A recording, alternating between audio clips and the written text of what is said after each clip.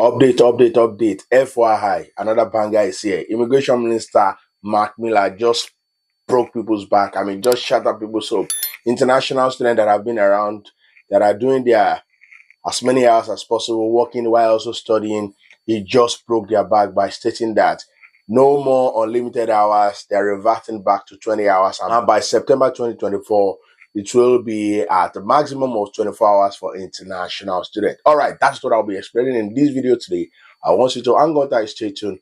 I'll be dissecting this information and what are the implications of this so that you that are outside or you that are already in Canada, you'll be guided going forward.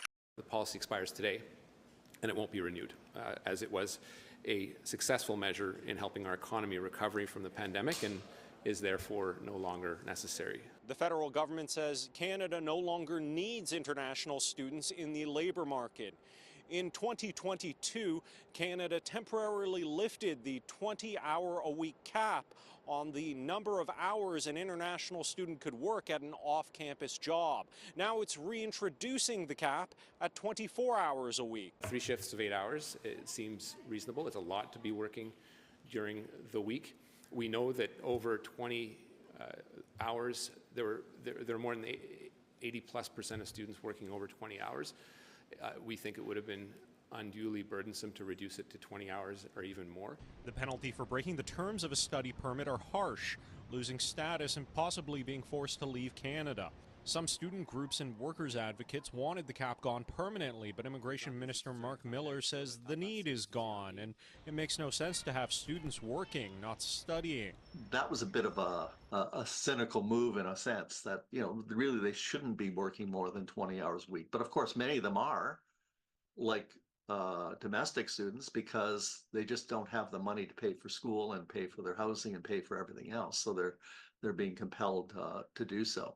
John Shields at Toronto Metropolitan University says at the time the cap was lifted, Canada badly needed workers, and Shields thinks the cap lifting was likely due to pressure from employers. This is probably a positive move overall in terms of bringing greater integrity back into that system. Living cost is high, everything is high, the rent is high, and everything is high. So I believe they should add the working hours. I'm not in the favor of more hours because you're here to study, first of all. So, yeah, you can earn after studies too, right? Opinions from international students are mixed. The cost of living remains high, but others point out students are required to prove financial resources before coming to Canada anyway. But at least one said they already knew of classmates working more than 40 hours a week. Maybe 40 is not enough. Many students they do work more than that, more than 40. Viewers, as always, I'm your one and only MC Bernardino. This is Canada Reality, where I dish out information for those that are already in Canada and those that are aspiring to migrate into Canada. I've been around for a long time, and I do not disappoint. If this is your first time on this YouTube channel, please do me the honor, hit on the like button, turn on the notification bell so that anytime I drop a video, you always be among the first to get it. And if you enjoy our video, smash on the likes button and share a video with someone out there. I mean, it is no longer news. On April 29th, if I'm not mistaken, Immigration Minister came and he already told us. Actually, before this, we already knew that we are going to hear the news regarding how many hours international students will work by the end of April. Because you want to recall that prior to the pandemic, international students are only allowed to work 20 hours while they are actively studying. But if they're on break, they can work unlimited hours.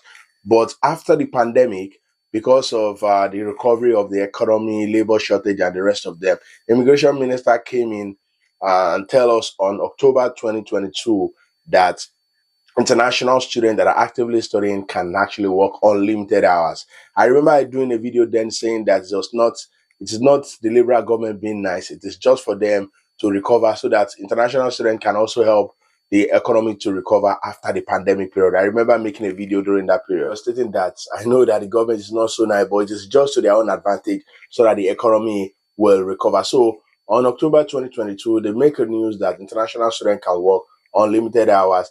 And sometime December last year, which that policy was supposed to expire, Immigration Minister Mark Miller came and told us that they will be extending the policy up until April 2024. So that was why so many people have been waiting anxiously for what we'll be hearing this April. Some have been advocating that probably they'll reduce it from unlimited hours to 30 hours.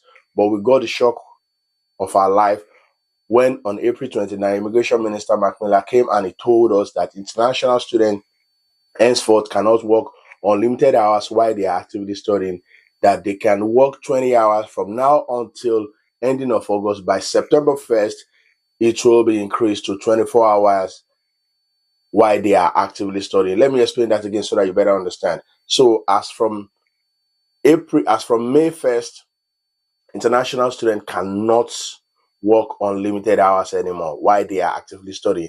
They can only do 20 hours because by September 1st, it will increase from 20 hours to 24 hours for international students that are actively studying. And that implies that if you are not actively studying, you can do as much hours as possible. So that's a great news for international students that are on summer break. I mean, if you're not schooling from May till August, you're on summer break, then you can continue to work as many hours as possible. But if you're actively studying from May till ending of August, you can only do 20 hours. By September, then you can start doing 24 hours. That is like 8 hours, 8 hours shift. That is not a good news because I already know that international students, they already, probably some of them, because of the huge finance, high cost of transportation, accommodation, and the rest of them, they have to work because they do not want to bother their parents, because even back home, the meltdown is everywhere. So they are trying to fend for themselves.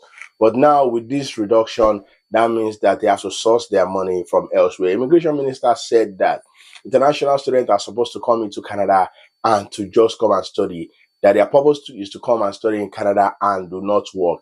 And also they are trying as much as possible to align with what is obtainable globally in the US, in the UK, in Australia, whereby there's a restriction to the number of hours that international students can work. So Canada do not want an exemption from that because they do not want international students that are coming into Canada. Their priority should be because Canada is allowing more hours. That's why they felt that they should align with other countries all around the world to prune down the number of hours that international students can work while they are actively studying. All right, so now let's talk about what are the effects of this news. I mean, this is not really a good news because I've spoken with some international students who are already crying out now, saying that how do they go about it? I mean, even the hours that they are working is not even sufficient. Now they've reduced it.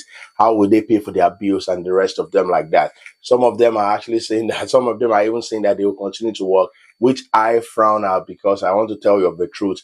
If the rule says that this is the number of hours you should work while actively studying, it is better for you to adhere to that, because don't forget that there's a way for them to track it. If you want to if you want to apply for any other visa, your postgraduate work permit, and the rest of them, if you are found wanting at any point while you are in Canada temporarily as a student, then that can be a huge problem for you. I remember making a video sometimes 2-3 years ago about an Indian student that was working more than the required hours. I mean, at the point we were told that he would be sent back to his home country. I did not know what actually happened to his case. So I'm not advising you, just stick to the rule as stated. I know it might be very hard for you. I remember when I came in 2014, the number of hours that we allowed to work was just 20 hours. I mean, and I knew that the set before me, that was those that were studying from 2013 backward, they were not even allowed to work while they are actively studying. It was during my own set in 2014 that the goalpost was changed in January 2014.